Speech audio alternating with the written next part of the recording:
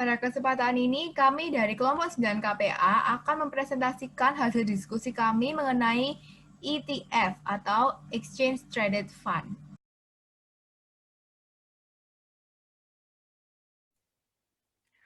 Ya, reksadana adalah wadah yang digunakan untuk menghimpun dana dari masyarakat pemodal dan diinvestasikan dalam portofolio efek oleh manajer investasi. Exchange Traded Fund atau ETF adalah reksadana yang diperdagangkan di bursa efek. ETF merupakan kontrak investasi kolektif yang unit penyertaannya dicatat dan diperdagangkan di bursa efek seperti halnya saham. Investasi ETF merupakan kumpulan puluhan, ratusan, atau kadang-kadang ribuan saham atau obligasi dalam satu dana. Instrumen investasi ETF memungkinkan kita untuk bisa melakukan transaksi jual beli sekeranjang aset tanpa harus membeli atau menjual semua komponen secara terpisah. ETF pada awalnya dimulai di negara Kanada pada tahun 1990 di Bursa Efek Toronto, kemudian menyebar ke negara Amerika Utara lainnya, yaitu Amerika Serikat pada tahun 1993. Selanjutnya, ETF menyebar luas ke Eropa pada tahun 1999. Di Indonesia, ETF mulai ada pada tanggal 18 Desember 2007 dengan reksadana indeks, di mana indeks yang dijadikan underlying adalah indeks LQ45. Dana kelolaan ETF pada akhir 2013 sebesar 450 miliar, sementara per akhir Juli 2014 tercatat senilai 925 miliar. Dengan demikian, terdapat kenaikan hampir lebih dari 200% dalam 6 bulan. ETF di Indonesia yang pertama mengacu kepada indeks LQ45 adalah LQ45X yang dikeluarkan oleh PT Indo Premier Sekuritas, kemudian disusul oleh Bahana Sekuritas pada tahun 2007. Industri ETF ini mati suri sebelum digalakkan lagi pada tahun 2011. 4 jenis ETF saham yang dikeluarkan oleh PT Indo Premier Investment Management adalah ETF XXIT, ETF XIJI, ETF XIIC, dan ETF XISI. Menurut Head of Operation and Business Management PT Panin Asset Management, Bapak Rudianto, ETF secara global berlatar belakang dari relatif banyaknya produk reksadana yang kinerjanya kalah dari pasar, sehingga diciptakan produk reksadana yang dikelola secara pasif tetapi kinerjanya sama dengan pasar. Keunggulan dari ETF sendiri yaitu yang pertama, risiko lebih kecil dan terukur. ETF berisikan kumpulan saham atau obligasi yang telah dipilih sebelumnya. Hal ini memberikan kenyamanan untuk para investor. Jika salah satu saham atau obligasi dalam kumpulan tersebut berkinerja buruk, ada kemungkinan besar yang lainnya berkinerja baik. Hal ini membantu meminimalkan kerugian. Underlying aset sebuah ETF adalah indeks saham. Ini sangat menguntungkan sebab resikonya lebih dapat terukur dibandingkan jika kita membeli sebuah saham. Lalu keunggulan yang kedua yaitu lebih transparan. Penerbit ETF akan mengumumkan secara berkala mengenai komposisi saham yang ada di dalam ETF.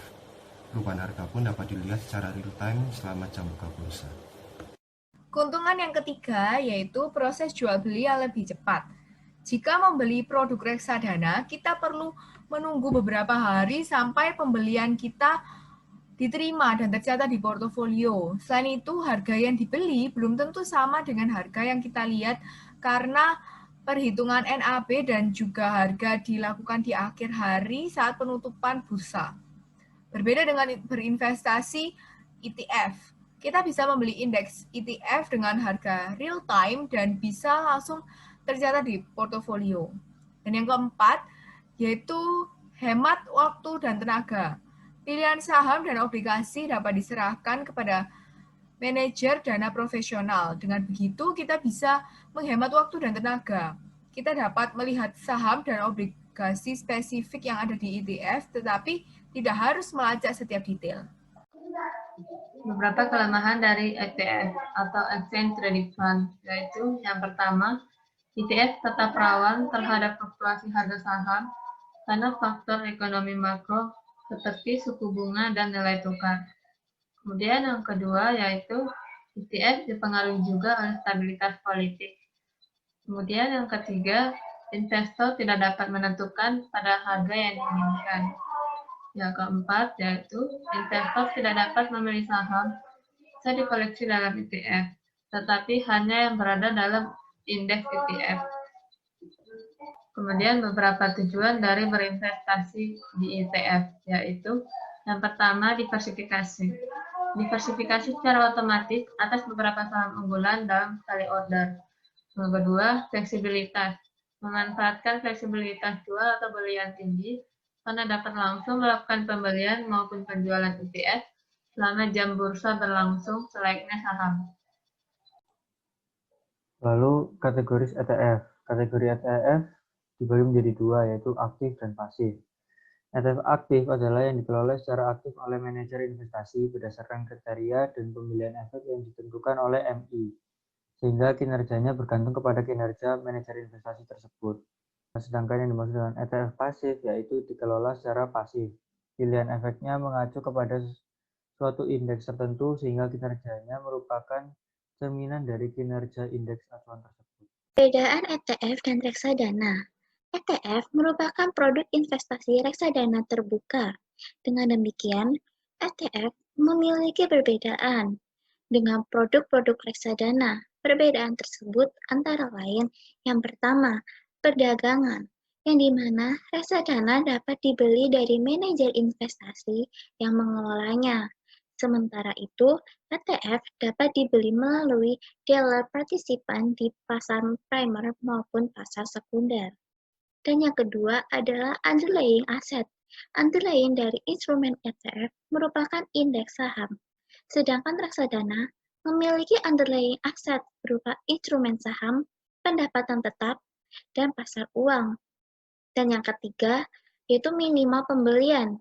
Reksadana dapat dibeli mulai dari 1 unit, sedangkan ETF memiliki minimal beli 1000 lot atau setara dengan 100.000 unit di pasar primer, atau 1 lot yang setara dengan 1000 lembar di pasar sekunder.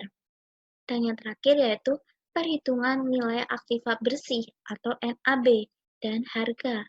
Perhitungan NAB di reksadana dilakukan 1 kali setelah penutupan perdagangan di BEI, dan perubahan harga reksadana pun juga dihitung di akhir hari. Sementara itu, NAB ETF dilakukan selama jam bursa berlangsung, dan perubahan harganya bisa diketahui secara real time.